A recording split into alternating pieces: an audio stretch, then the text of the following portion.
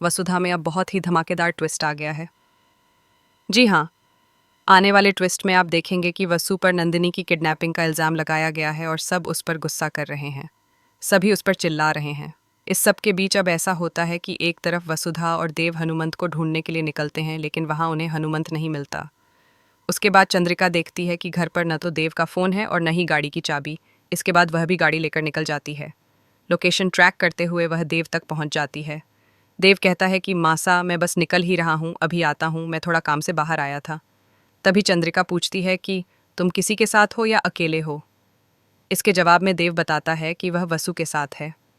चंद्रिका को यह बात अच्छी लगती है कि देव ने सच बोला और वह कहती है कि ठीक है, तुम जल्दी से आ जाओ। इस बीच हल्दी का फंक्शन भी शुरू हो चुका होता है। वहीं दूसरी तरफ सारिका जब वसु को रूम में देखती है तो वह रूम को बाहर से लॉक कर देती है और वसु से कहती है कि तू अब बाहर नहीं निकलेगी, क्योंकि अगर तू बाहर आई तो तू देव की शादी को रोकेगी और खुद उससे शादी करना चाहेगी। यही कारण है कि मैं ये सब कर रही हूँ। वसु कहती है कि नहीं सारिका मैडम, मैं ऐसा नहीं करूँगी, प्लीज़ गेट खोल दो। लेकिन सारिका गेट नहीं खोलती। तभी करणवीर सिंह का कॉल आता है, जो वसु के लिए कपड़े भेजता है और कहता है कि जाओ, जाकर फंक्शन को ख़राब करो। इसके बाद वसु वहाँ जाती है, लेकिन वहाँ खूब सारा ड्रामा क्रिएट हो जाता है। फिर वह अचानक गायब हो जाती है। नंदिनी भी उस समय फंक्शन में नहीं होती। घर वाले बहुत परेशान हो जाते हैं कि आखिर नंदिनी गई तो कहाँ गई।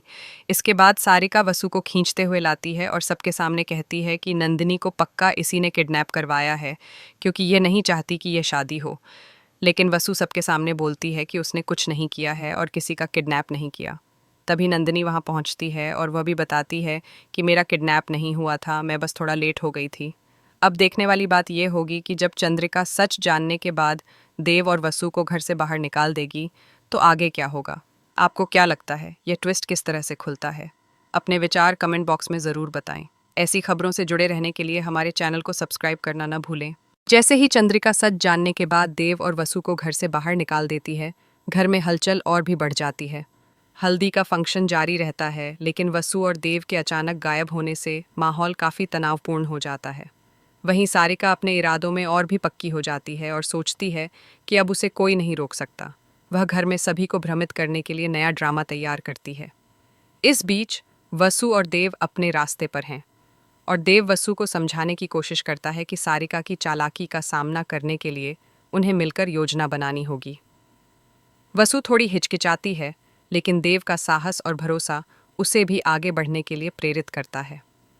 इसी बीच चंद्रिका और मासा दोनों देव तक पहुंचने की कोशिश कर रहे हैं और लगातार उनके फ़ोन पर संपर्क करने की कोशिश में लगे हैं।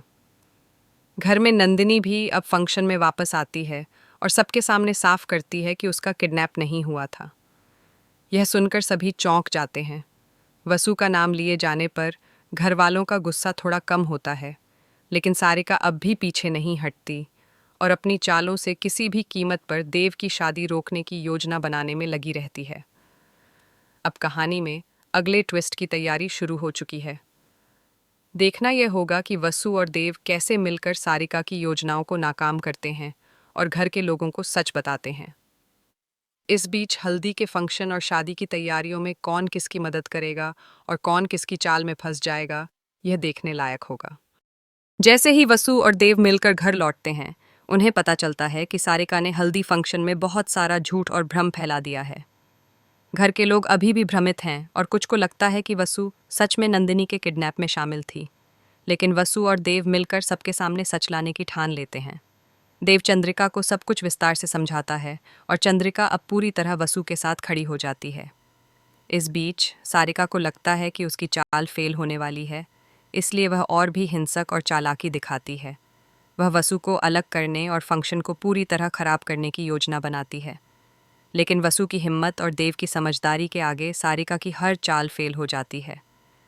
वसु और देव मिलकर फंक्शन में ड्रामा क्रिएट करते हैं, जिससे घर वालों को सारी सच्चाई पता चल जाती है।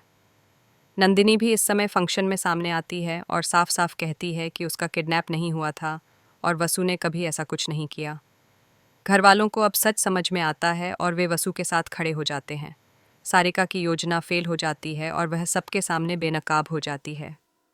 वसु और देव की टीम वर्क, उनका धैर्य और साहस सबको प्रभावित करता है। आखिरकार हल्दी फंक्शन और शादी की तैयारियों में सब खुशी और उत्साह लौट आता है। घर में सच्चाई और भरोसे का माहौल बनता है। वसु और देव की जोड़ी सबके दिलों में फिर से विश्वास जीत लेती है और सारिका अपनी हार स्वीकार करती है। इस मोड़ पर कहानी नए ट्विस्ट के लिए खुली रहती है, लेकिन फिलहाल सच्चाई और न्याय की जीत हो चुकी है। शादी का दिन आ चुका है और पूरा घर खुशी और उत्साह से गुलजार है। हल्दी फंक्शन के बाद अब बारात, सजावट और तैयारी सभी अपने चरम पर हैं। वसु और देव की जोड़ी अब सबके दिलों में सम्मान और विश्वास जीत चुकी है। घरवाले अब खुले मन से उनकी मदद कर रहे हैं और हर कोई शादी को सफल बनाने में जुटा है। लेकिन जैसे हर कहानी में ट्विस्ट होता है, इस शादी में भी कुछ ऐसा ही होता है। सारिका अब भी हार मानने को तैयार नहीं है। उसने चुपके से एक नई साजिश रची है। वह कोशिश करती है कि बारात के समय कोई ऐसा हादसा हो जिससे देव और वसु का मिलन रुक जाए। लेकिन वसु और देव अब पहले की तुलना में और भी सतर्क हैं। वे हर छोटी छोटी चीज़ पर ध्यान दे रहे हैं और एक दूसरे के साथ मिलकर सारिका की हर चाल को रोक रहे हैं। बारात शुरू होती है और घर का माहौल बेहद उत्साहपूर्ण होता है। वसु और देव की मुस्कान और आत्मविश्वास सबको प्रेरित कर रहे हैं। इसी बीच सारिका की साजिश सामने आती है, लेकिन इस बार वसु और देव की तैयारी इतनी अच्छी होती है कि सारिका की हर चाल बेकार हो जाती है। घर वालों को अब पूरी तरह सच पता चलता है और वे वसु और देव के साथ खड़े हो जाते हैं। अंततः वसु और देव की शादी बड़े धूमधाम और खुशी के साथ संपन्न होती है। घर में प्रेम, विश्वास और खुशियों का माहौल बन जाता है। सारिका अब अपनी हार मान लेती है और अपने किए पर पछतावा करती है। इस तरह सच्चाई और न्याय की जीत होती है और कहानी एक सुखद अंत की ओर बढ़ती है। लेकिन कहानी में अभी भी नए ट्विस्ट की संभावना खुली रहती है, क्योंकि हर रिश्ते और हर कहानी में हमेशा कुछ न कुछ रोमांच और रहस्य छिपा होता है। शादी के कुछ दिन बाद घर में खुशियों का माहौल बना हुआ है। वसु और देव की जोड़ी सबके दिलों में अपनी जगह बना चुकी है। हल्दी और बारात के सफल होने के बाद अब घरवाले और रिश्तेदार सभी नई खुशियों में खोए हुए हैं। लेकिन जैसा कि कहावत है, हर कहानी में एक आखिरी ट्विस्ट छुपा होता है। इस परिवार की कहानी में भी कुछ ऐसा ही होने वाला है। सारिका, जो पहले बार अपनी चालों में फेल हुई थी, अब अपनी हार को भूलकर और भी चालाकी दिखाने की कोशिश करती है। वह सोचती है कि अगर वसु और देव को अलग नहीं किया जा सका तो कम से कम घर वालों के बीच अविश्वास पैदा कर सकती है। लेकिन इस बार वसु, देव और चंद्रिका पूरी तरह सतर्क हैं। उन्होंने पहले के अनुभव से सबक लिया है और हर तरह की चाल का मुकाबला करने की योजना बनाई है।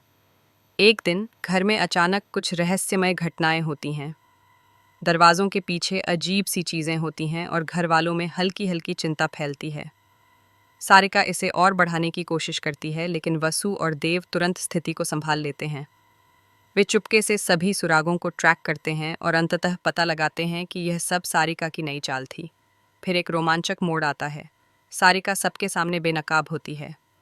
वसु और देव की बहादुरी, समझदारी और एकजुटता के सामने उसका हर षड्यंत्र असफल हो जाता है। घरवाले अब पूरी तरह सच जानते हैं और सारिका को माफ़ी मांगने के लिए मजबूर होना पड़ता है। वह समझ जाती है कि सच्चाई और विश्वास के आगे कोई चाल काम नहीं आती। अंततः वसु और देव की शादी और परिवार में खुशियों का माहौल कायम रहता है। नंदिनी, चंद्रिका और अन्य घरवाले सभी मिलकर खुशी मनाते हैं। कहानी का संदेश स्पष्ट होता है, सच्चाई, विश्वास और साहस की हमेशा जीत होती है। और इसी के साथ वसु और देव की कहानी एक रोमांचक, खुशहाल और संतोषजनक अंत पर पहुंचती है।